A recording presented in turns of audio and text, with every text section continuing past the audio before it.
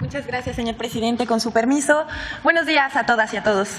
Hoy es 22 de febrero de 2023 y esta es la sección ¿Quiénes quieren las mentiras de la semana? Vamos a iniciar con la primera. Una cosa es que la oposición busque las manzanas podridas y otra, muy distinto, que haya medios que solo informan las podridas. Hace unos días, el presidente Andrés Manuel López Obrador inauguró la vía que conecta Puente de Fierro, en Ecatepec, al Aeropuerto Internacional Felipe Ángeles. Es una vía de 14 kilómetros y 6 carriles que se pueden recorrer en 10 minutos, lo que acortará tiempos de llegada al nuevo aeropuerto. El tramo permitirá el traslado de la Ciudad de México al AIFA en 50 minutos y requirió una inversión de 7.500 millones de pesos que fueron proporcionados por el Fondo Nacional de Infraestructura. Además de los beneficios para el AIFA, la nueva carretera promete posibilidades de desarrollo urbano en la zona de la construcción. Sin embargo, eso no le gustó a la oposición y los medios de comunicación convencionales, que al unísono comenzaron a publicar críticas, que la vía no estaba terminada y se encontraba cerrada, tales como Azucena Uresti, Ciro Gómez Leiva y Carlos Loret de Mola, los dos primeros con un discurso muy similar. Vamos a ver este video. El punto es que no está abierta esta vialidad, solamente inaugurada como en los tiempos priistas, Azucena. Me ganaste la frase. Pues así, José Antonio Belmont, si alguien se tomó en serio la inauguración de ayer, pues ya imagino la que sufrió anoche y la que sufrió todo el día de hoy.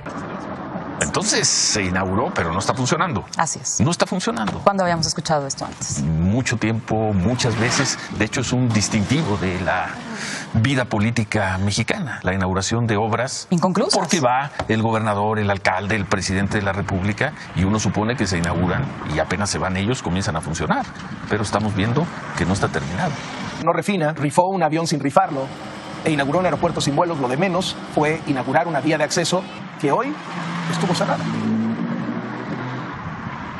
También medios como SDP Noticias, El Financiero, El Sol de México, Publímetro y entre otros repitieron la mentira. La recién inaugurada vía fue cerrada unas horas para limpiarla bien y retirar material del piso y algunos vehículos de construcción. Frente a los ataques conservadores surgieron las respuestas de los ciudadanos. La vialidad se encuentra abierta, como los propios usuarios de las redes sociales y periodistas con ética lo dejaron ver. Aquí vamos a ver un tuit de Juan Moreno que consignó: acabo de hacer 38 minutos desde la Condesa hasta el AIFA. La carretera recién inaugurada, la que dijo Loret que estaba cerrada, está abierta. Hasta acá mi reporte, Jacobo. Y un segundo ejemplo es la reportera Beth Castillo, que con reloj en mano también publicó el trayecto. 10 minutos nos hicimos desde Ecatepec al AIFA, con la nueva carretera que inauguró nuestro presidente López Obrador. Que por cierto, aunque estén diciendo los medios tradicionales que está cerrada, está abierta y en muy buenas condiciones. Muchas gracias, AMLO. Pero como siempre, ahí no paró, pues Carlos Loret de Mola montó en cólera el lunes pasado cuando el presidente exhibió que mentía. Y nosotros le preguntamos, si no mintió, ¿por qué borró el tuit donde decía que la carretera estaba cerrada? Aquí la imagen del tuit que borró Loret. Y bueno, para abonar al coraje que tiene la oposición, queremos mostrarles cómo uno de los youtubers más influyentes de América Latina habla maravillas del AIFA. Por supuesto, esto también los hizo enojar muchísimo y lo acusaron de hacer propaganda pagada a favor del gobierno, lo cual él desmintió. Por supuesto, esto no es verdad, es otra mentira que pues abonó al enojo de la oposición. Pero vamos a ver a Luisito Comunica. El tiempo estuvo bien, nos hicimos 56 minutos en total, repito, a las 7 de la mañana saliendo. Y wow, debo decirlo, la llegada al aeropuerto es impactante, ¿eh? Sí se ve bonito por fuera. Sí te sientes como que estás llegando a un aeropuerto en forma. Porque sí, voy a ser muy sincero, el aeropuerto, el tradicional de la Ciudad de México, no es que esté del todo mal, pero sí tiene varios aspectos que sí ya están muy deficientes. Y este sí, vean, desde que llegas, no sé, como se siente todo muy bonito, la infraestructura, el diseño se siente como grande. Primera impresión, primer impacto, bastante bueno. A ver, vamos a entrar. ¡Oba! Oigan, se siente bien, ¿ok? Está lindo. Se siente amplio, se siente moderno. Ok, estas cositas están buenas, ¿no? Para cargar tu teléfono. Ya estoy siendo muy exigente. Tiene detallitos lindos, ¿no? Que si la macetita acá. La zona de los check-in. No está nada mal. Se siente muy ordenado todo. ¡Ah, caramba! A ver, aquí discretamente para no agarrar a nadie haciendo el baño. ¡Wow! ¡Qué bonito baño! Vean esto. ¡Uf! El baño olmeca, ¿no? Refleja tantito, ¿no? De la cultura mexicana. ¡Oh! Oigan, está muy bien. Vean, estos son bañitos de sensor. Vienen en español y en inglés, obviamente. Este detalle me encantó. Vean, como si fuera una pirámide. ¡Qué lindo baño! Ahorita vemos otros. Este me ha encantado. Seguimos recorriendo. Y a ver, esto me encantó. Y esto les va a parecer muy obvio, pero de verdad que es muy importante y esto no lo tenemos en el otro aeropuerto. Pantallas masivas que dicen tu vuelo. Ay, a ver, vean, vamos a bajar tantito a la zona de llegadas, ¿ok? Tienen estas escaleras, la verdad, muy modernas, ¿eh? Están bien. Sí, me siento como en Turquía, en el de Estambul, que les he enseñado varias veces, más o menos así. Desde aquí podemos ver un poco de cómo es el estacionamiento, ¿ok? Tiene varios niveles, tiene un parquecito aquí como de... La verdad está bien, está moderno. Así se las pongo y escúchenme bien, no tuve que sacar mi computadora de mi mochila. ¡Wow! Eso pasa en pocos aeropuertos. ¡Órale! No, hombre, está divino. Vean esto. Me encantan las tonalidades y vean, tenemos acá, ¿ok? Algunos personajes célebres del movimiento. No, me encanta. De verdad, qué lindo baño. Chequen qué diseño, qué colores. Creo que ya dije que me encanta muchas veces en este video, ¿verdad? Pero es que sí, sí estoy anonadado. Oigan, te lo avisas a la mamá que ya vienes. Ok, y cargadores acá también en las mesas. Y vean acá, las sillitas en muy buen estado. Te sientas acá, te relajas en lo que esperas tu vuelo. Acá puedes ver directo a la pista de despegues. Qué lindura. La verdad, debo decirlo como es, como me pareció. Está muy bien el aeropuerto, está muy bonito. Por supuesto, tiene grandes contras, ¿no? Está muy lejos, sí. Es más costoso venir hasta acá, sí. No está completamente en funcionamiento, sí, también hay que decirlo. Pero en general, a mí me ha gustado mucho. Está muy moderno, está bonito, está eficiente. Y ya veremos en el futuro cómo sigue esta situación. Al menos hoy por hoy, lo que hoy vi, me gustó. Muy bien. Antes de continuar, les recomendamos a los miembros de la oposición que no coman aguacate hoy, que seguramente les va a hacer daño, porque vamos con la siguiente, de cómo un reportero tiene más ética que su medio. En su edición del 19 de febrero, la revista Proceso publicó en portada un reportaje titulado Nuevos ganadores, negocios en el ejército, asegurando que el gobierno mexicano habría hecho contratos con la empresa Inman por $433 millones, lo cual es falso. Proceso publica en su edición impresa y en su sitio web, esto dice un párrafo: empero, nunca, como hasta el actual sexenio, el grupo familiar empresarial alcanzó contratos tan jugosos ni había logrado extenderse de la proveeduría textil a la de las armas, vehículos y refacciones, como lo hizo el 1 de septiembre de 2020, cuando consiguió un contrato por cerca de $433 millones.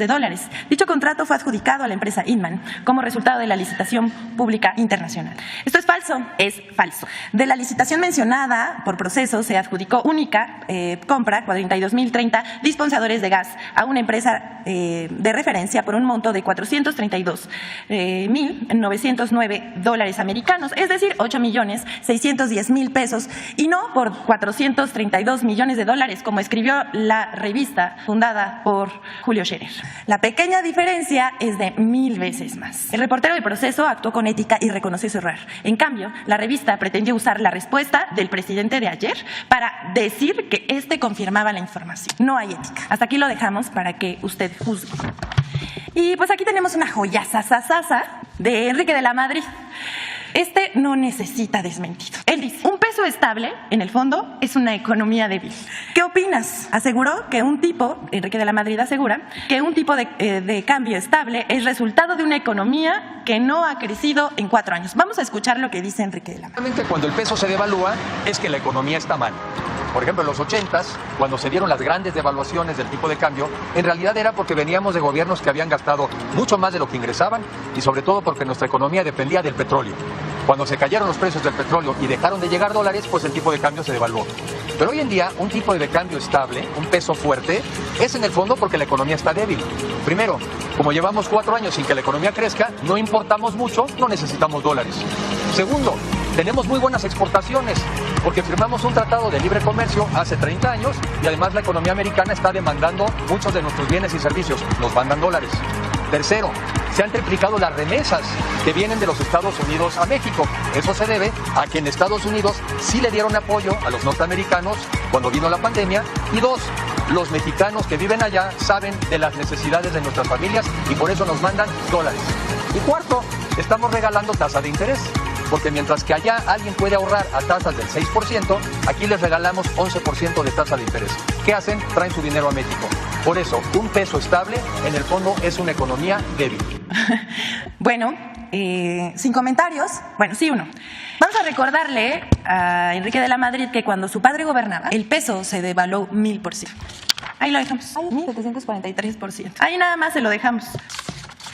Y vamos con la siguiente.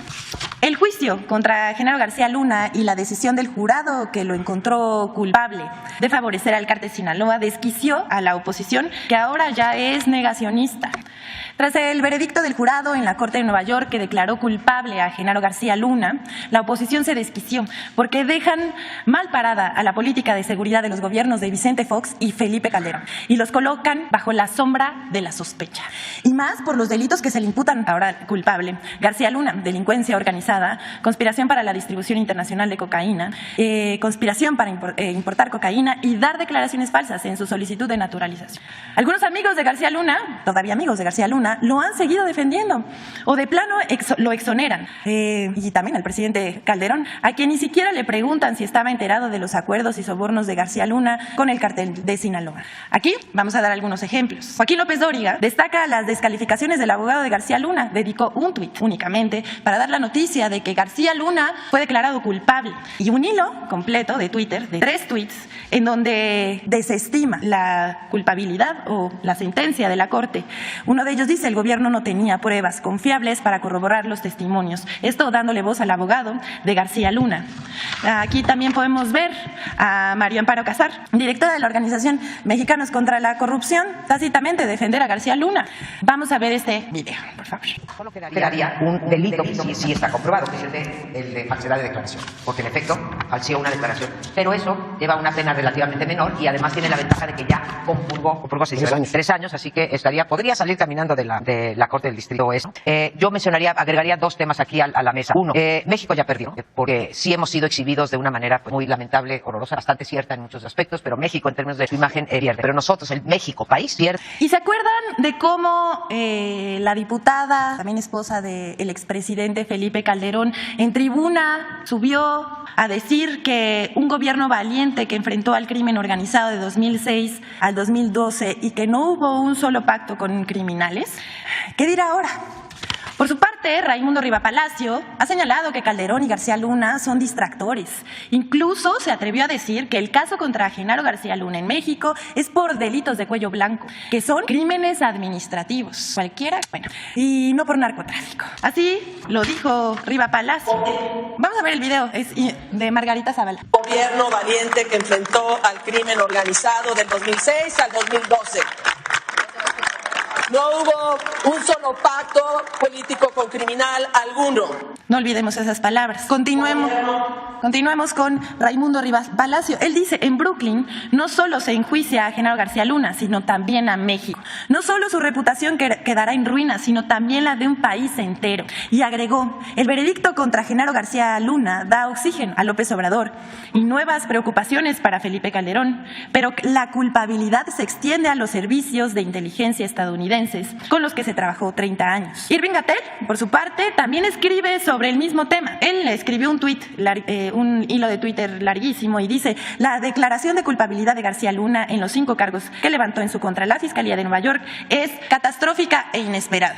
Y el que más debería preocuparse a partir de este momento es López. Te voy a explicar por qué. No fue nada más García Luna el que quedó exhibido como cómplice de narcotraficantes. No fue nada más el sexenio de Calderón. Fue el Estado mexicano, de principio a fin. Y López no ha hecho absolutamente nada para que esto cambie. Al contrario. Vamos a recordarle a estos personajes de la oposición una cosa. Genaro García Luna no es México, afortunadamente. No se está juzgando a un país, sino a un exfuncionario acusado de apoyar al cártel Sinaloa. Además, el jurado y el fiscal que llevaron el caso del exfuncionario de Felipe Calderón señalaron que García Luna había traicionado a México. Además, ya no es igual. Ahora se atacan las causas de la violencia y se brinda oportunidades de estudio y trabajo a los jóvenes. No más discriminación a los jóvenes llamándolos ninis que ni estudian ni trabajan. Más oportunidades para ellos en este gobierno. Además, se usa la inteligencia y no la fuerza contra el crimen organizado. Y no hay más operaciones como Rápido y Furioso para introducir armas de Estados Unidos para narcotraficantes en nuestro país, con la venia de las autoridades de ambos países. Pero ahí no acaba, dice Alfredo Lecona. Y mientras tanto en México no sabemos si el fiscal general de la República está presente, ausente, enfermo, vivo o muerto, de este tamaño. Eso pregunta Alfredo Lecona, el periodista. Pero la respuesta sobre el Poder Judicial le llegó de la mano del 17º Tribunal Colegiado en materia administrativa del primer circuito de la Ciudad de México, quien revocó una sentencia de otro juez para sacar a la esposa de Genaro García Luna de la lista de personas investigadas por la Unidad de Inteligencia Financiera y en los hechos descongelará sus cuentas. Así se las gastan los jueces penales. Esto Estos son los nombres de los jueces, para que todas y todos los conozcamos y no se nos olvide. Rolando González Licona, Eduardo Baltasar Robles y Amanda Roberta García. Ellos fueron quienes descongelaron las cuentas de la esposa de Genaro García Luna. Mientras todos hablan del juicio vamos a pasar un video de Diego Fernández que explica lo que acabo de decir. Lo absuelvo. Ahora, ¿qué cosa es lo que yo alego fundamentalmente en este orden de ideas? Se dice, por ejemplo, Calderón es responsable políticamente y posiblemente en lo judicial. ¿Por qué lo puso? Y es inverosímil que hubiera desconocido el comportamiento de su secretario. ¿No lo es? Permíteme, voy a concluir. Segundo, y si no lo supo, pues fue un idiota. Mientras todos hablan del juicio de García Luna, la periodista Dolia Esteves cita un artículo del autócrata de al lado, demoledor análisis de Atlantic, sobre López Obrador y sus políticas. Curiosamente, el autor, David Frum, hacía los discursos de George Bush Jr. y era uno de los principales promotores de mentiras para justificar la invasión de Irak a Estados Unidos. Una cita. Hasta aquí esto, pero por último vamos a mostrar un video sobre las mentiras más frecuentes durante el juicio a García Luna en Estados Unidos. Esto es cortesía de Infodemia. El veredicto en contra de Genaro García Luna, que lo declara culpable de los 5 cargos que la Fiscalía de Estados Unidos expuso en su contra en la Corte de Nueva York, derrumba los 3 principales discursos desinformativos con los que se intentó defender al exsecretario de Seguridad Pública en el sexenio de Felipe Calderón. 1. Falso que la Fiscalía de Nueva York no haya presentado pruebas contra García Luna, como afirmaron comentaristas, políticos y medios de comunicación, quienes también intentaron demeritar las declaraciones de los testigos, argumentando que estos eran delincuentes. Desde el inicio del juicio, el juez Brian Coogan hizo saber al jurado que los testimonios deberían ser considerados como pruebas. Además, se presentaron facturas de pagos irregulares al diario El Universal, así como fotografías y videos de las propiedades de García Luna. 2. Falso que el presidente Andrés Manuel López Obrador resultara implicado en el juicio contra Genaro García Luna. El pasado 14 de febrero, durante el contrainterrogatorio de la defensa a Jesús Reinaldo Zambada, el rey, el abogado de García Luna preguntó al testigo si había entregado sobornos para la campaña electoral de Andrés Manuel López Obrador contra Vicente Fox en el año 2000. Jesús Zambada negó enfáticamente los supuestos sobornos. Además, López Obrador no contendió por la presidencia de la República contra Vicente Fox en el año 2000. 3. Falso que el presidente López Obrador y el embajador de Estados Unidos, Ken Salazar, fueron los promotores del juicio contra Genaro García Luna. Me parece que es pura propaganda lo que está haciendo el gobierno de Estados Unidos con esto, y el embajador Salazar se ha convertido también en un propagandista del gobierno de López Obrador. En conferencia de prensa del pasado 8 de febrero, el presidente señaló que nunca habló con el embajador ni con el presidente Joe Biden sobre el juicio contra el exsecretario, y agregó que se trata de un proceso que inició el Poder Judicial de Estados Unidos. Además, el embajador Ken Salazar declaró que nunca tuvo una conversación con el presidente López Obrador sobre García Luna. Infodemia. Es cuanto, señor presidente. Muchas gracias. ¿Cómo? También, de una vez. Este martes 21 de febrero, el último día de audiencia en la Corte del Distrito Este de Brooklyn, Nueva York, el jurado se presentó en el tribunal y su presidenta anunció que habían alcanzado un veredicto. El juez Brian Coogan recibió la hoja con la decisión. A las 2:53 p.m. hora de Nueva York, el juez leyó el veredicto en voz alta.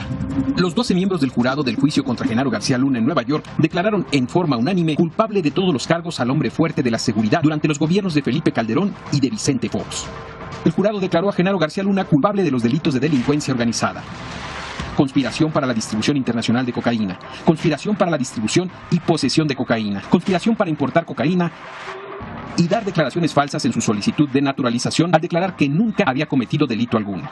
Es decir, el jurado encontró a García Luna culpable de recibir sobornos de narcotraficantes para permitirles trasladar cocaína y otras drogas hacia los Estados Unidos. Quedan ahí las palabras de algunos testigos del juicio que señalaron que los gobiernos de Fox y Calderón favorecieron al cártel de Sinaloa, encabezado por Joaquín Guzmán Loera y por Ismael El Mayo Zambada. El otrora poderoso secretario de Seguridad Pública Federal de Felipe Calderón y director de la Agencia Federal de Investigación de Vicente Fox mantuvo su mirada en el juez Coogan durante toda la audiencia, ocultando su rostro de los asistentes al juicio y de la prensa. Tras anunciar el veredicto, el juez agradeció al jurado, enfatizando que decidir el destino de una persona es una de las cosas más importantes que harán en su vida. García Luna fue entonces retirado del tribunal por los Marshals y hasta ese momento lanzó una mirada y un saludo a su familia. El juez Coogan informó que dictará su sentencia el 27 de junio de 2023 a las 11 a.m. hora de Nueva York y señaló que García Luna se enfrentará a una condena de entre 20 años de prisión y cadena perpetua.